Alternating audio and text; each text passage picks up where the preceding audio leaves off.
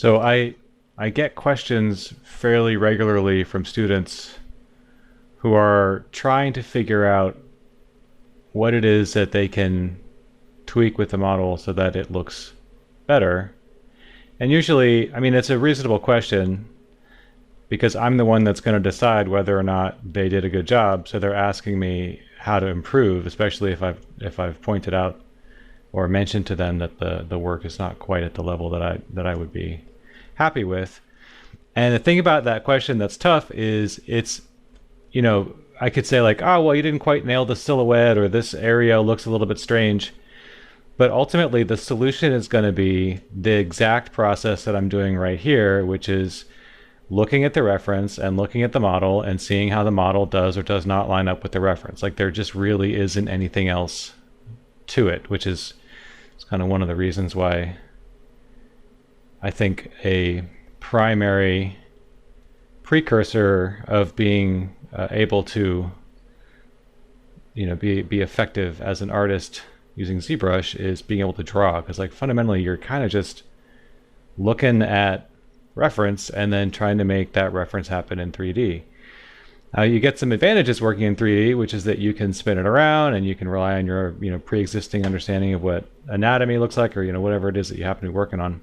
That's not really optional if you're just drawing from a single perspective and trying to make something look believable. I think it's actually a lot harder to do this stuff with pen and ink or something. Having no undo button is not really beneficial for punching up the quality. So the other thing I like to do once I start to kind of feel a little bit more confident with the silhouette is I start to figure out kind of where the big planes are going to be. So this surface of the thumb I'm going to begin to symbolize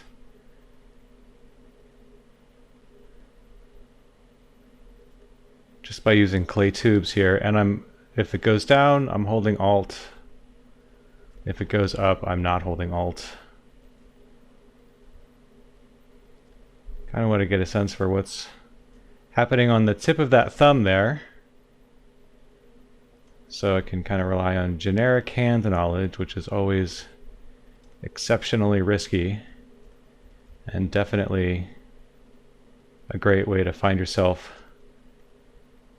doing a caricature of whatever it is that you're trying to do versus actually modeling the thing that you're supposed to be modeling, which is very dangerous, especially if you're trying to get paid. So I'm going to go ahead and do this right.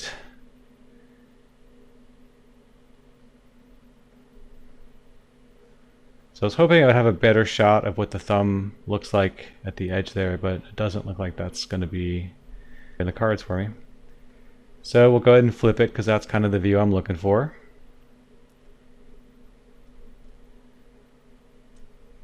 Tap the Z key. Go ahead and hop up to the highest subdivision level, delete lower, do a mirror.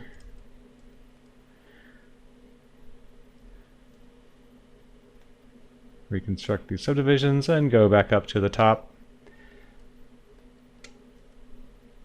So there's going to be a pretty good sized muscle right here. At least, relative to muscles that you see in the hand. I don't know if it's really all that big of a muscle in real life. And it's kind of defined not just by going out, but also by going in. So we can go ahead and use that clay tubes brush here. So I'm sort of seeing, it's hard to tell, but that line right there is the top of the index finger joint.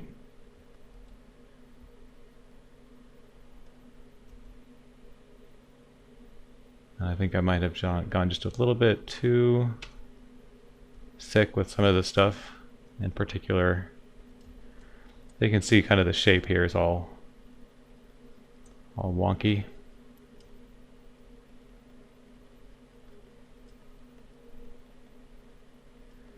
So just using clay tubes, I'm going to kind of carve it down where it needs to go down, and then I'm going to add a little bit of volume where it needs to be a little bit more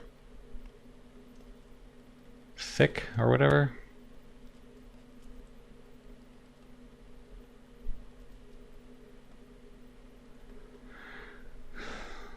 So looking at the top here, I have this kind of swoop in the geometry, but I have much more of a straight line there. And the bottom is also a straight line. So nothing is being overly refined here.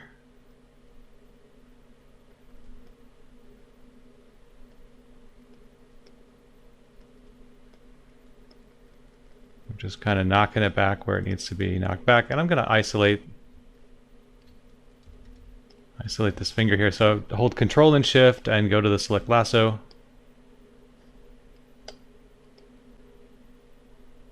I'll go back to clay tubes.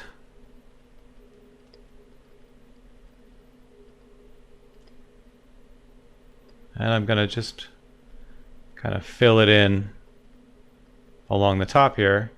I'm going to turn back face masking on. My brush size is too small currently to hit the other side of it, but it's not a difficult mistake to make, so I'm just going to go ahead and be proactive and set this thing to the correct setting. Go ahead and carve the tip of the finger down a little bit so we get a bit of a taper. And we add a little bit more knuckle mass.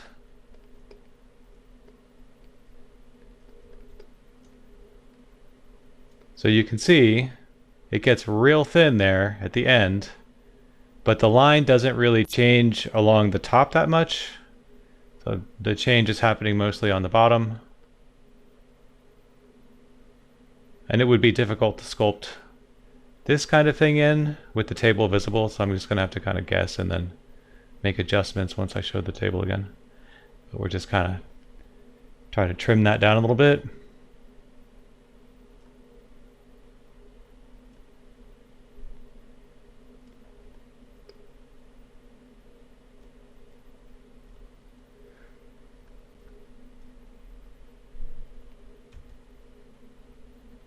Do get a little bit of a dip right there, and it kind of goes back up. All right. So I have this Flatten 404 in here, and if you throw the square alpha on there and then tighten up your focal shift, it becomes very easy to go in there and kind of continue to refine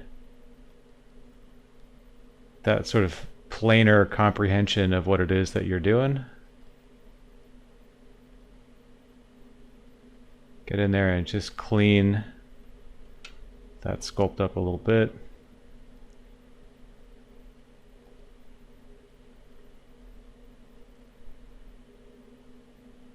And I think whatever the default settings are for the intensity, the Z intensity, are probably fine.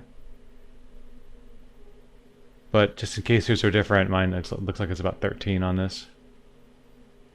And the reason I like this one better than some of the other flattening brushes is the other flattened brushes get a little bit weird with like this area here I can kind of walk right up to that edge, and then this area here I can walk right up to that edge. But if I use like the actual flattened brush, it starts to carve a groove over here, which drives me crazy. So I've been carrying this Flatten 4R4 brush around for quite a while now. I think when I was making adjustments to the position of the pinky, it's very likely that I gave it a little bit of a weird bend there, but I'm just going to confirm. So we'll tap Z and just try to find. So there's our pinky top-down view.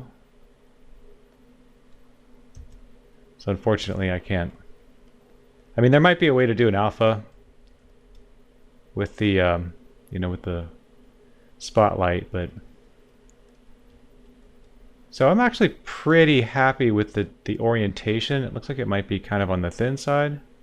So I'm going to use a very awkward method here of just kind of pulling a little bit out so that it's kind of where I want it to be. And then I'll use clay tubes to bring the rest of the geometry up to that point.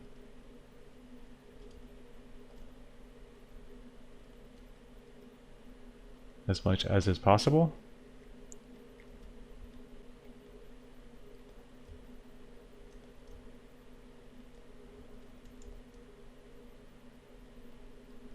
All right, I'm also going to look at this area right here, which feels like it needs to be a little bit more round.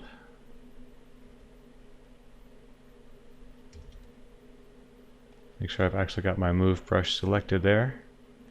And I do feel like the pinky actually comes off a little bit, like the position of this whole area here isn't exactly right. So we'll go to mask lasso,